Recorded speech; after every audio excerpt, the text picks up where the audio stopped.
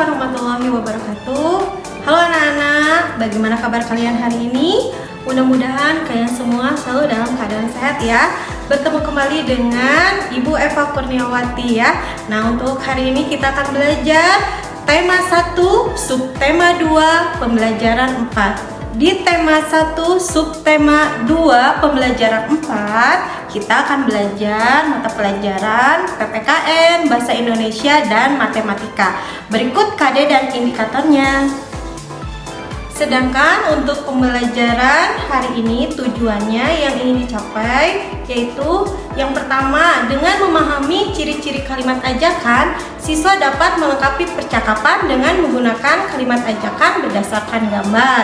Yang kedua, dengan memahami pengamalan sila keempat dan kelima Pancasila, siswa dapat menghubungkan gambar sesuai dengan sila keempat dan kelima di tempat bermain. Kemudian yang ketiga, dengan memahami nilai tempat suatu bilangan, siswa dapat menggunakan bilangan 3 angka mulai dari yang terbesar sampai yang terkecil. Coba perhatikan, ini simbol sila keberapa ya? Betul, hebat. Ini adalah simbol sila keempat Pancasila, yaitu kepala banteng. Dan ini, coba satu lagi, simbol sila keberapa? Betul, itu adalah simbol sila kelima Pancasila, yaitu padi dan kapas. Nah, untuk hari ini kita akan belajar pengamalan sila keempat dan kelima Pancasila. Nah, apa sih pengamalan sila keempat dan kelima Pancasila? Nah, untuk lebih memahaminya, silahkan kalian baca teks berikut ini. Udin dan teman-temannya sudah naik ke kelas 2. Di hari Jumat ini, Guru Udin melakukan musyawarah penentuan ketua murid atau KM untuk 1 tahun ke depan. Ada beberapa orang yang jadi kandidat atau calon KM, yaitu ada Udin, Beni, Edo, dan Siti. Semua siswa diminta untuk menentukan pilihannya. Tak terkecuali para calon juga ikut memilih. Suara terbanyak akan menjadi KM selama 1 tahun. Semua siswa bebas memilih tanpa ada paksaan dari siapapun. Mereka akhirnya menentukan pilihannya dan yang terpilih sebagai KM adalah Beni. Udin, Edo, dan Siti memberikan ucapan selamat kepada Beni yang sudah terpilih menjadi KM. Nah, cerita tadi merupakan contoh pengamalan sila keempat Pancasila, di mana mereka bermusyawarah untuk menentukan siapa yang menjadi ketua kelas atau KM. Nah, apakah kalian sudah mengerti? Ya, baiklah. Ada contoh lain yang merupakan pengamalan sila keempat Pancasila. Di antaranya, 1. Berdiskusi tentang aturan permainan. Kedua, menghargai perbedaan pendapat dalam bermain. Ketiga, menerima keputusan pendapat dengan lapang dada. Keempat, tidak memaksakan kehendak jika membuat peraturan permainan. Jadi, musyawarah adalah contoh pengamalan sila keempat Pancasila. Apakah kalian sudah tahu apa itu musyawarah? Pastinya ya, musyawarah adalah kegiatan yang dilakukan untuk menyelesaikan suatu masalah secara bersama-sama. Nah, dalam musyawarah itu kita tidak boleh ya memaksakan kehendak. Kemudian kita juga harus menghargai perbedaan seperti contoh yang tadi Ibu bacakan ya. Nah, anak-anak, sekarang kita ke sila 5 Pancasila. Adakah yang tahu apakah pengamalan sila kelima Pancasila? Apa saja? Nah, di antaranya 1. Berbagi makanan dan minuman secara adil dengan teman. Yang kedua, memuji kehebatan teman. Yang ketiga, bermain bersama teman itu harus adil, tidak bermain curang. Dan yang keempat, bergotong royong membersihkan tempat bermain. Itu adalah contoh dari pengamalan sila kelima di tempat bermain dengan teman. Di antaranya yang tadi yang sudah Ibu bacakan. Bagaimana anak-anak? Apakah kalian sudah mengerti pengamalan sila keempat dan kelima Pancasila di tempat bermain? Ya, pastinya dong kalian sudah mengerti semuanya. Nah, kalau kalian semua sudah mengerti, silahkan kalian kerjakan tugasnya yang ada di modul ya. Yaitu tugasnya memasangkan gambar sesuai dengan simbol Pancasila, yaitu sila keempat dan kelima. Nah, di situ nanti ada gambar ya anak-anak ya. Nanti kalian tarik garis.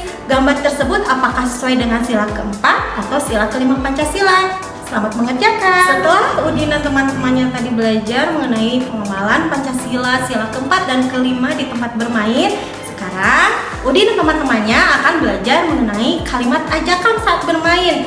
Nah, apakah kalian sudah tahu apa itu kalimat ajakan?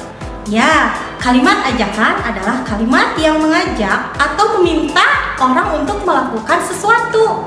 Nah, ciri kalimat ajakan itu biasanya disertai kata ayo dan mari. Atau ciri-ciri kalimat ajakan diantaranya ada kata ayo, mari, yuk. Dan ciri kalimat ajakan terakhir yaitu menggunakan tanda seru di akhir kalimatnya. Nah, di sini kita ada contoh ya kalimat ajakan dengan kata mari. Mari kita bermain bersama. Nah, jangan lupa di akhir kalimatnya menggunakan kata seru ya. Kemudian yang kedua, mari belajar bersama denganku. Kemudian mari kita jaga kebersihan diri kita. Nah, itu adalah contoh kalimat ajakan menggunakan kata mari. Nah, kalian sudah mengerti apa belum? Kalau belum, nah kita perhatikan kembali nih contoh kalimat ajakan dalam percakapan. Di sini ada gambar Udin dan Edo. Nah, Udin akan mengajak Edo bermain bola. Nah, berikut ajakan Udin. Ayo kita bermain bola, Dok. Nah, Edo menjawab, baiklah, ayo aku mau. Nah, itu adalah salah satu contoh kalimat ajakan dalam percakapan. Bagaimana? Apa kalian sudah mengerti? Ya, pasti kalian semua sudah mengerti ya. Kalau kalian sudah mengerti, silahkan kalian mengisi percakapan yang ada di modul dengan menggunakan kalimat ajakan.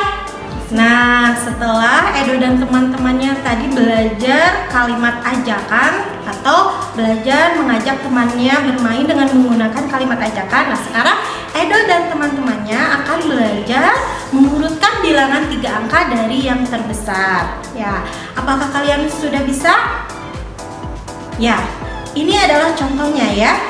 Keempat anak di samping mengikuti lomba membaca puisi. Nah, masing-masing dari mereka mendapatkan nilai yang berbeda-beda. Urutkanlah nilai mereka dari yang terbesar. Nah, sebelumnya kalian sudah belajar kan? Yaitu mengurutkan bilangan dari yang terkecil ke yang terbesar. Nah, untuk pembelajaran kali ini kita akan belajar yaitu mengurutkan bilangan 3 angka mulai dari yang terbesar sampai yang terkecil ya. Di sini contohnya ada 4 anak yang mendapatkan nilai berbeda. Di antaranya ada yang 214, ada yang 126, ada yang 228 dan ada yang 317. Bagaimana mengurutkannya? Nah, baiklah, perhatikan gambar berikut. Adapun langkah-langkah dalam mengurutkan bilangan dari yang terbesar. Yang pertama, cari bilangan dengan ratusan terbesar. Nah, di antara 4 bilangan ini, silahkan kalian mencari bilangan ratusan yang terbesar. Nah, di antara 4 ini bilangan yang terbesar adalah bilangan 317 ya. Nah, jadi kalian harus melihat bilangan ratusannya dulu ya. Kemudian langkah selanjutnya silakan kalian mencari bilangan dengan ratusan terbesar berikutnya. Nah, di antara 4 bilangan ini, bilangan ratusan yang kedua yang besar yaitu 228 dan 214. Ada 2 ya, yaitu 228 dan 214 yang sama, yang depannya 200-an. Nah, di antara 228 dan 214 mana yang lebih besar? Jadi kalian kalau ada ratusan yang sama, cari yang mana yang lebih besar. Nah, di sini ratusannya sama kan, 228, yang satu 214. Setelah ratusan, lihat puluhannya. Yang satu 228 puluhannya 2, sedangkan yang satu 214 puluhannya 1. Jadi yang besar adalah 228. Jadi yang paling besar kedua yaitu 228. Kemudian dilanjutkan dengan 214. Nah, langkah selanjutnya yang terakhir, kalian mencari bilangan yang tersisa. Di sini yang di bawah bilangan 200-an yaitu 126. Jadi yang terakhir yaitu bilangan 126. Jadi yang keempat ini pasti kalian sudah bisa kan mengurutkannya. Di antaranya yang pertama 317, kemudian 228, 214, dan yang terakhir 126. Ya, Ibu yakin kalian semua sudah mengerti ya. Nah, bagaimana anak-anak? Kalian sudah mengerti kan mengenai pembahasan matematika yang tadi Ibu jelaskan? Nah, kalau kalian sudah mengerti, silahkan kalian kerjakan latihannya yang ada di modul ya. Di antaranya yaitu mengurutkan bilangan 3 angka mulai dari yang terbesar sampai yang terkecil. Baiklah anak-anak, untuk pembelajaran hari ini Ibu cukupkan sekian. Jadi, untuk kesimpulan pembelajaran hari ini yaitu kita tadi sudah belajar pengamalan Pancasila, sila keempat dan sila kelima di tempat bermain. Kemudian kita juga tadi sudah belajar mengenai kalimat ajakan dan belajar melengkapi percakapan dengan menggunakan kalimat ajakan yang tepat. Kemudian yang terakhir tadi kita sudah belajar mengurutkan bilangan 3 angka dari mulai yang terbesar sampai yang terkecil. Nah, mudah-mudahan kalian semua mengerti ya. Baiklah, untuk pembelajaran hari ini Ibu cukupkan sekian. Jangan lupa tugas-tugas yang tadi Ibu sebutkan kalian kerjakan dan dikumpulkan kepada wali kelasnya masing-masing ya. Baiklah anak-anak, tetap semangat, tetap jaga kesehatan. Wassalamualaikum warahmatullahi wabarakatuh.